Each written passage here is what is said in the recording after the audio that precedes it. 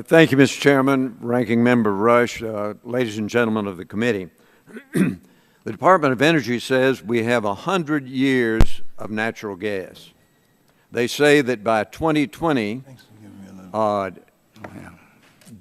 supply will go up by 40%, while demand will go up only 20%.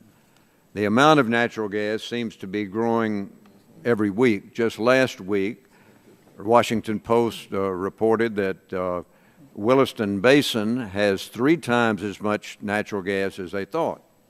They also said, by the way, that China has 50% more natural gas than the United States has.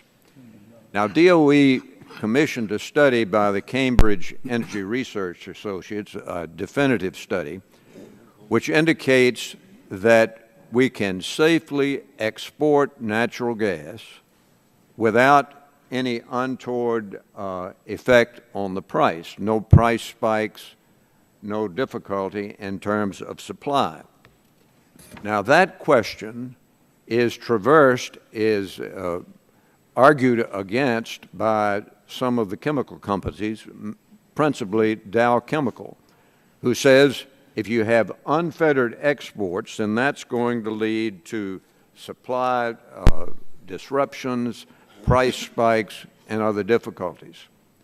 So the issue I would like to speak about today is the question of how to allocate this huge beneficence of natural gas in the United States. Is it by regulation or is it by the free market? Now, people in the market will point out that it takes 5 to 7 years and $10 to $20 billion to have an export terminal with the trains and the ships and the degas facilities on the other end. And don't ever think that all of those who put up a few $100s to apply for their permit are going to be able to make it to the finish line. In my judgment, and my experience has been that the market is the best way to do that allocation. Let me give you my experience with markets because it's pretty extensive. My first subcommittee was Production and Stabilization of the Banking Committee. We had jurisdiction of President Nixon's wage and price controls. We had hearings that indicated that it was a disaster. Shortages, dislocations, supply disruptions, and I think our hearings had a lot to do with making the case to suspend those wage and price controls. Then the Federal Power Commission, some of you remember the Federal Power Commission, was regulating the price of natural gas in order to protect consumers. The problem was they set the price so low that they dried up the supply, and in the cold winter of 76, 77, hundreds of thousands of employees in the Midwest were out of work because there was no natural gas. The regulators didn't know how to regulate. So in that cold winter, we passed in 5 days the emergency natural gas bill. 5 days we passed that bill. And we came along the next year with the Natural Gas Policy Act. I think 1 or 2 of you were here in this room for that year-and-a-half conference committee. What we did is deregulate the price of natural gas by degrees between 1978 and January the 1st, 1985. It was the most controversial bill you can imagine. All 3 networks, they only had 3 networks at that time. They were here, and oh my gosh, you know, the regulators said it's going to ruin things, the price is going to shoot through the roof, the supply is going to dry up. Guess what?